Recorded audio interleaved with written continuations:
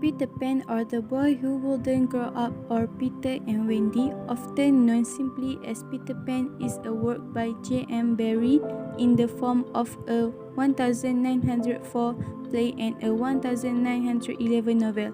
Both versions tell the story of Peter Pan, a mischievous yet innocent little boy who can fly and has many adventures on the island of Neverland that is inhabited by mermaids, fairies, Native Americans, and pirates. The Peter Pan stories also involve the characters Wendy Darling and her two brothers, Peter's fairy Tinkerbell, the Lost Boys, and the pirate Captain Hook.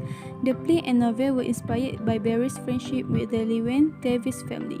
Barrie continued to revive the play 4 years after its debut until publication of the play script in 1928. The Darling household is a place of joy consisting of the three children, Wendy, John, and Michael, the practical and sometimes stern father, Mr. Darling, the loving mother, Mrs. Darling, and the children's nurse, a dog named Nana.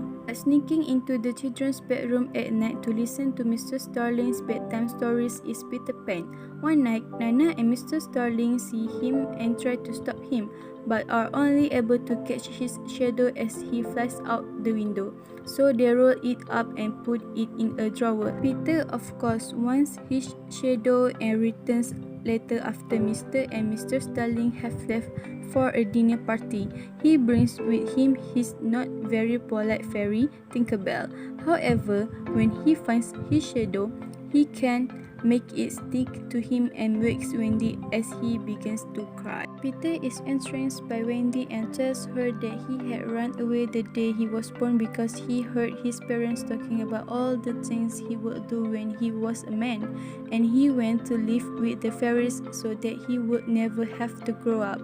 Now he lived in the Neverland with the Lost Boys, children who fell out of their perambulatus and were never found again. Wendy sews Peter's shadow back to him, and then Peter convinces Wendy and her brothers by teaching them how to fly to return to the Neverland with him and Tinkerbell. So off they fly over the rooftops of London to the Neverland, where the Lost Boys share the island with the mean pirates, led by Captain Hook, and with the very British Piccadilly trip, led by their chief and Princess Tiger Lily. It was Hook's greatest desire to capture Peter Pan and his friends because it was Peter who had cut off Hook's hand and fed it to a crocodile. The crocodile had so liked the taste of the hand that he followed Hook everywhere, waiting for the rest of him. The crocodile had unhappily also swallowed a clock and its sticking warned Hook of any approach. To this magical land, Wendy and her brothers fly with Peter Pan.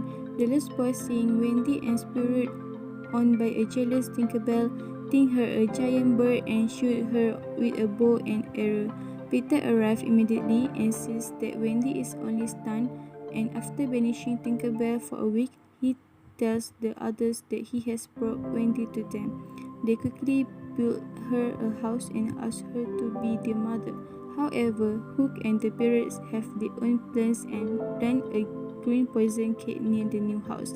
The boys, when they find it, are excited and ready to eat it up, but Wendy, the good and wise mother, stops them and puts them to the bed after singing beautiful lullabies. Pirates are about to have their captive walk the plank when Peter arrives and saves them.